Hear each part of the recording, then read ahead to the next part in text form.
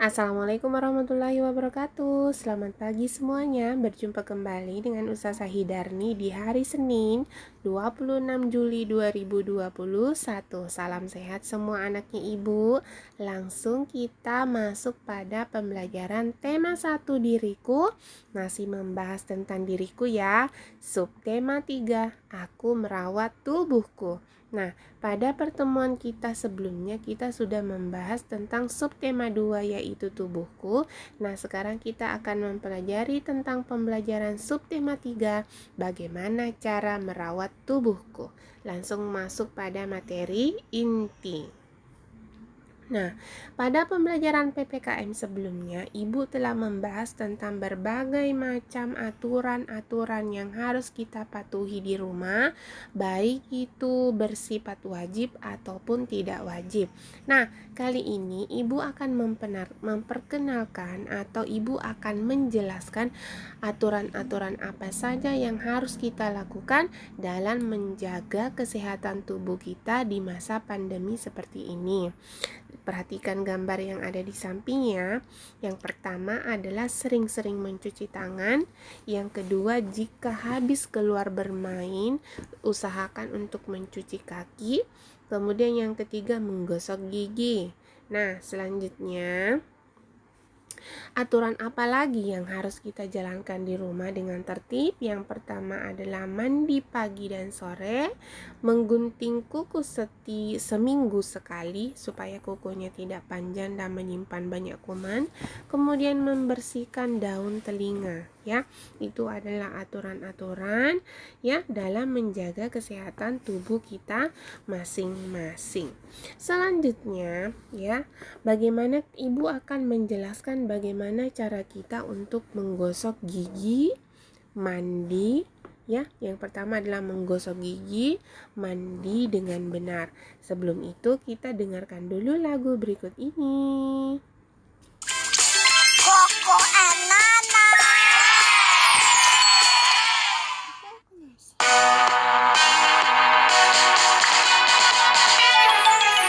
Ayo gosok gigi kiri kanan, atas bawah. Ayo gosok gigi kiri kanan, atas dan bawah. Kuman-kuman go away, go away, go away. Aku tak mau giginya hitam dan giginya.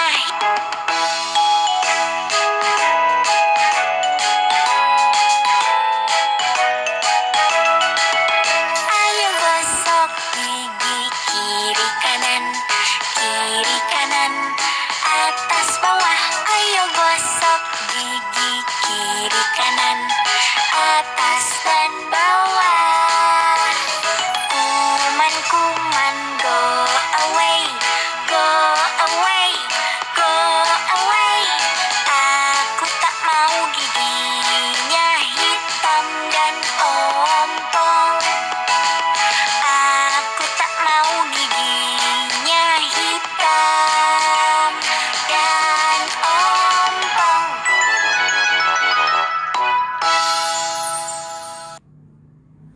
Nah, setelah mendengar lagu tadi, maka dengarkan baik-baik penjelasan dari Ibu, ya. Di sini, Ibu akan memberikan penjelasan tentang bagaimana cara merawat tubuh, yaitu bagian tangan, ya, bagian tangan kita. Di masa pandemi ini, mencuci tangan itu wajib, ya. Mencuci tangan itu wajib. Misalnya, sebelum makan, sesudah makan, setelah memegang sesuatu, apalagi setelah bermain di luar, itu wajib sekali hukumnya untuk mencuci tangan. Nah, perhatikan gambar berikut ini. Yang pertama, cara mencuci tangan yang benar adalah yang pertama, basahi kedua telapak tangan dengan menggunakan air bersih. Ya, dengan menggunakan air bersih ya. Kemudian yang kedua, beri sabun secukupnya. Sabunnya itu boleh menggunakan sabun batangan ataupun sabun cair. Yang ketiga adalah gosok kedua telapak tangan bagian punggung tangan, bagian sela-sela tangan, dan ujung jari, ya, terutama bagian kuku. Setelah dirasa semua bersih, maka bilas tangannya dengan menggunakan air yang mengalir. Nah, seperti itu cara mencuci tangan yang baik dan benar ya. Selanjutnya, ibu akan menjelaskan cara menyikat gigi dengan benar. Cara menyikat gigi dengan benar. Perhatikan gambarnya di sini ya. Silakan ambil sikat gigi dan pasta gigi ya. Beri pasta gigi di atas sikat gigi. Kalau orang dewasa, ukurannya pasta gigi yang betul adalah sama panjangnya dengan bulu sikat giginya. Tetapi kalau anak-anak, ukurannya itu hanya sebesar biji jagung ya, biji jagung. Jadi nggak boleh banyak-banyak, nanti kepedasan. Yang kedua ya, kumur-kumur menggunakan air, kemudian sikat giginya dengan cara seperti yang kalian dengar tadi di lagu, kiri kanan, atas bawah, depan belakang ya, digosok giginya seperti itu yang bersih. Kemudian setelah itu ya, bersihkan sikat giginya, kemudian kumur-kumur dengan menggunakan air yang bersih. Setelah sikat gigi atau setelah kita menyikat gigi dengan bersih, maka mulut akan terasa wangi dan gigi kita akan putih dan bersih, bebas dari kuman. Ya, seperti itu ya anak hebat. Nah, sudah 2 ya. Yang pertama tadi mencuci tangan, yang kedua menyikat gigi, dan yang ketiga adalah mandi. Ya, yang ketiga adalah mandi. Jadi urutan mandi yang benar adalah yang pertama, basahi badan dengan air yang bersih ya. Basahi badan dengan air yang bersih. Kedua, sabuni seluruh badan hingga rata seperti ini. Disabuni ya, seluruh badan hingga rata. Kemudian bilas dengan menggunakan air. Dan setelah itu bilas dengan menggunakan air. Setelah itu keringkan dengan menggunakan handuk yang bersih. Nah, saya kira untuk mandi ini anaknya ibu sudah paham semua ya, karena ini dilakukan setiap hari 2 kali 1 hari ya. Kemudian di sini ibu akan menjelaskan tentang benda-benda yang kita gunakan untuk membersihkan badan kita dari kotoran. Yang pertama adalah jika ingin mandi maka kita menggunakan sabun. Ya, jika ingin mandi maka kita akan menggunakan sabun. Yang kedua, jika ingin menyikat gigi maka kita menggunakan pasta gigi dan sikat gigi. Yang ketiga, jika ingin keramas atau membersihkan rambutnya maka kita menggunakan sampo. Nah, yang keempat, jika kuku kaki dan kuku tangannya panjang maka harus memakai potong kuku atau gunting kuku ya. Ini adalah benda-benda yang kita gunakan untuk membersihkan badan kita dari kuman. Nah, selanjutnya di sini pada pembelajaran matematika kita akan membahas tentang bagaimana cara membandingkan 2 kumpulan benda. Ya, bagaimana cara membandingkan 2 kumpulan benda dengan menggunakan kata lebih banyak, lebih sedikit, atau sama banyak. Ya, lebih banyak, lebih sedikit, atau sama banyak. Sama banyak artinya jumlahnya benda itu sama. Kalau lebih banyak berarti salah satu jumlah dari benda itu banyak. Atau lebih sedikit berarti salah satu jumlah dari kumpulan benda itu sedikit. Nah, perhatikanlah kumpulan benda yang ada di bawah ini. Di sini ada gambar permen yang berjumlah 5 ya.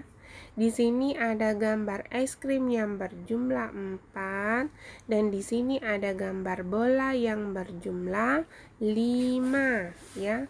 Berjumlah 5. Oke, selanjutnya dengarkan baik-baik cara membandingkannya ya. Yang pertama, kita akan membandingkan jumlah permen ya. Ini kita akan membandingkan jumlah permen dengan es krim. Ya, dengan es krim.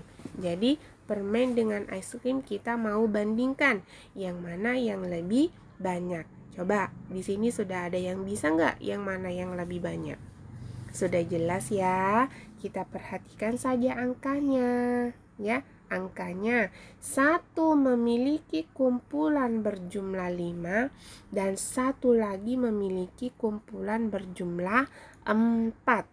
5 dan 4 jika dibandingkan yang lebih banyak yang mana? Ayo, coba naikkan tangannya. Jari tangannya 5. Kemudian naikkan lagi jari tangannya 4. Maka perhatikan, yang mana yang lebih banyak?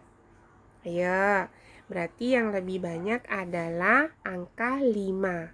Nah, angka 5 ini menunjukkan permen. Jadi, kata-katanya seperti ini. Jumlah permen lebih banyak dari jumlah es krim. Mengapa dikatakan demikian? Karena jumlah permen berjumlah 5, sedangkan es krim hanya berjumlah 4, lebih sedikit. Karena permen jumlahnya 5, es krim berjumlah 4, maka jumlah permen lebih banyak dari jumlah es krim. Sudah paham sampai sini? Oke, selanjutnya Ibu akan jelaskan lagi ya. Kita akan membandingkan es krim dengan bola. Tadi jumlah es krim ada 4, jumlah bola ada 5. Nah, perhatikan yang mana yang lebih sedikit.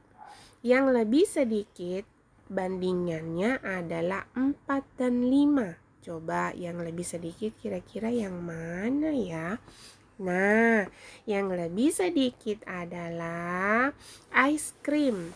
Mengapa es krim dikatakan lebih sedikit? Karena jumlah es krim hanya 4, sedangkan jumlah bola ada 5. Jadi kalimatnya seperti ini. Jumlah es krim lebih sedikit dari jumlah bola. Ya, jumlah es krim lebih sedikit dari jumlah bola.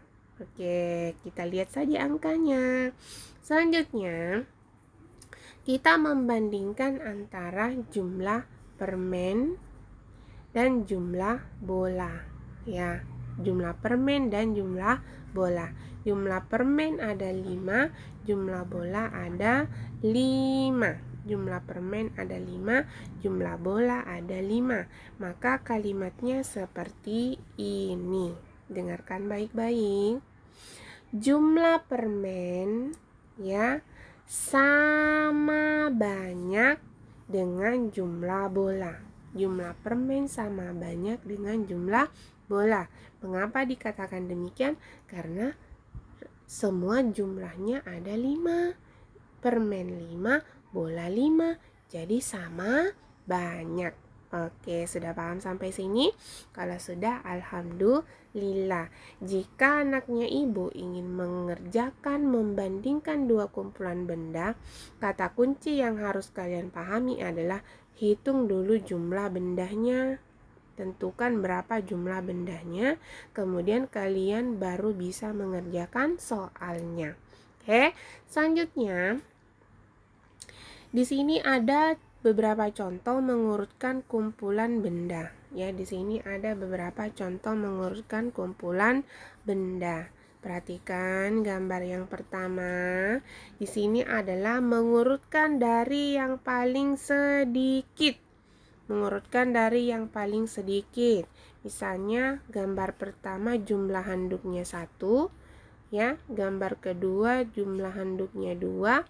Gambar ketiga jumlah handuknya 3, dan gambar keempat jumlah handuknya 4.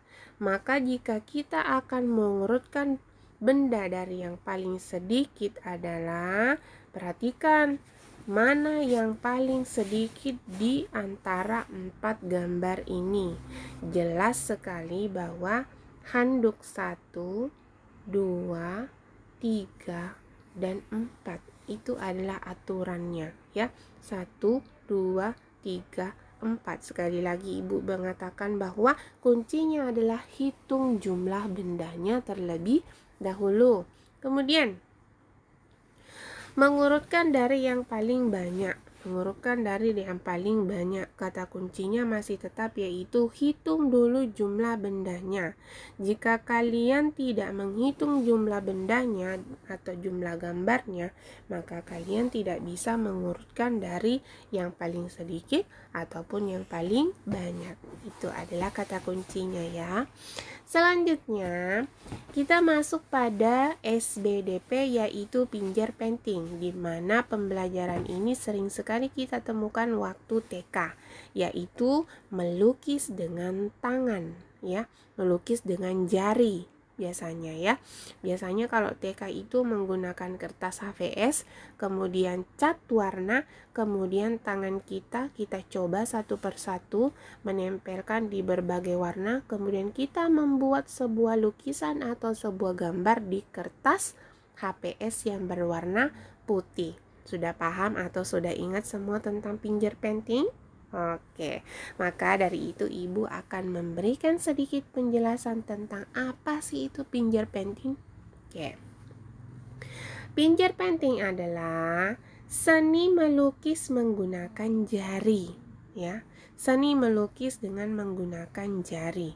Jadi peralatan yang kita gunakan hanyalah kertas dan jari tangan, kemudian cat air, ya. Kertas, jari tangan, cat air. Namanya pinjer painting, berarti seni melukis menggunakan jari.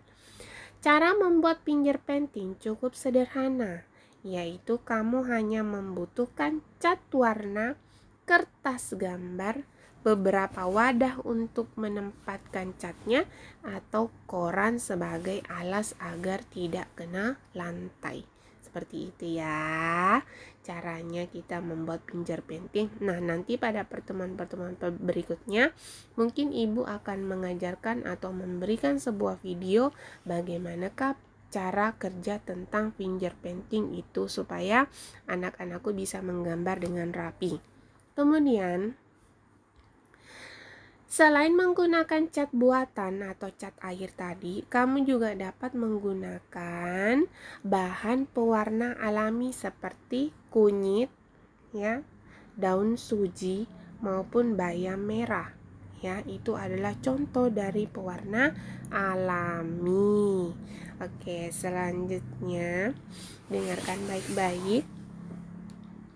Cara membuat pinjer painting itu saya kira anaknya ibu sudah paham semua ya, yaitu melukis dengan jari. Pinjer painting dapat dibuat sesuai dengan kreativitasmu. Jadi berkreasilah sekreatif mungkin.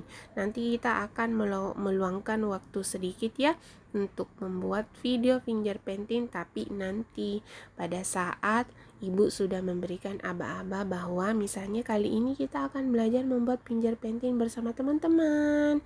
Nanti ya pada saatnya tiba. Selanjutnya kita masuk pada PJOK ya.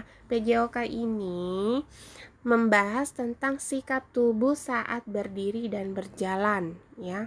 Sikap tubuh saat berdiri dan berjalan, yaitu pada saat berdiri tubuhmu harus tegak, lengan lurus di samping badan, pandangan lurus ke depan, jangan melihat ke atas, nanti di depan ada lubang kalian jatuh sakit. Itulah gunanya kita kalau berjalan halus melihat ke depan. Pada saat berjalan badan harus tegak, tidak boleh bungkuk. Yang kedua, langkah kaki dilakukan secara bergantian. Kemudian ayunkan tangan berlawanan dengan langkah kaki seperti itu ya PJOK-nya. Kemudian di sini akan membahas juga tentang menjaga kebersihan pakaian. Ya, pakaian itu ya yang bersih, bebas dari kuman penyakit. Sebaliknya pakaian yang kotor adalah sarang kuman dan sarang penyakit. Oleh karena itu, jagalah kebersihan pakaianmu dengan cara mencuci pakaian ya. Selain itu, saat memakai pakaian berhati-hatilah terhadap genangan air kotor, tinta pulpen ataupun tumpahan makanan. Itu ya. Nah, setelah mendengar penjelasan Ibu tadi, maka penugasannya adalah seperti ini, ya. Penugasannya adalah seperti ini. Kalau kemarin Ibu memberikan bagian-bagian mana saja penugasannya, misalnya latihan pelajaran 1 bagian A nomor 1 halaman sekian. Kali ini tidak, ya. Kali ini tidak. Karena apa? Karena ibu rasa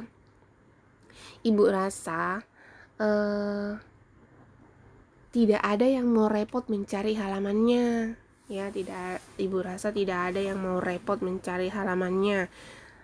Pada pengalaman pada penugasan minggu lalu, ada yang mengerjakan semuanya. Berarti tidak melihat penugasannya, ya, langsung mengerjakan semuanya.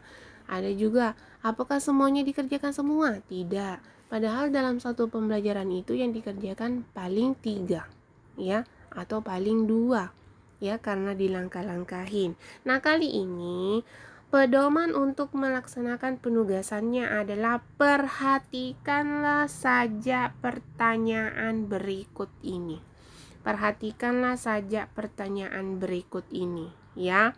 Silahkan dibaca soalnya, tulis jawabannya di buku tulis masing-masing. Jangan lupa sertakan nama, ya. Kemudian kirim ke WA Bu Guru melalui Japri, ya. Kirim ke WA Bu Guru melalui Japri. Ini adalah pertanyaannya. Di sini ada pilihan jawabannya. Silahkan dikerjakan di buku tulisnya. Kemudian kalau sudah, kirim ke WA Bu Guru, ya. Batas pengumpulan tugas Ibu mulai dari hari ini, Senin 26 Juli 2021 sampai dengan hari Kamis, ya. Berarti 26, 27, 28, 29, ya. Senin, Selasa, Rabu, Kamis. Ada 4 hari totalnya.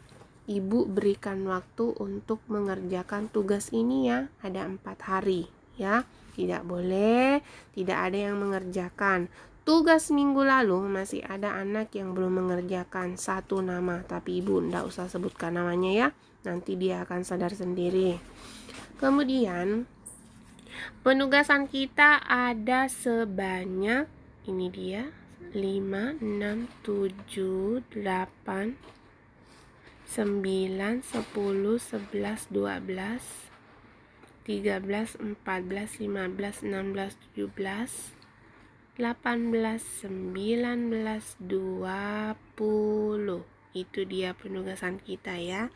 Jadi ada 20 nomor, waktunya 4 hari. Sangat lama, ya. Selamat belajar anak hebat. Jangan lupa berdoa sebelum belajar dan sesudah belajar. Jaga kesehatan, ya. Sering-sering murojaah di rumah, ya. Dan jangan lupa kirim tugasnya tepat waktu. Sampai di sini dulu anak hebat. Assalamualaikum warahmatullahi wabarakatuh. See you next time.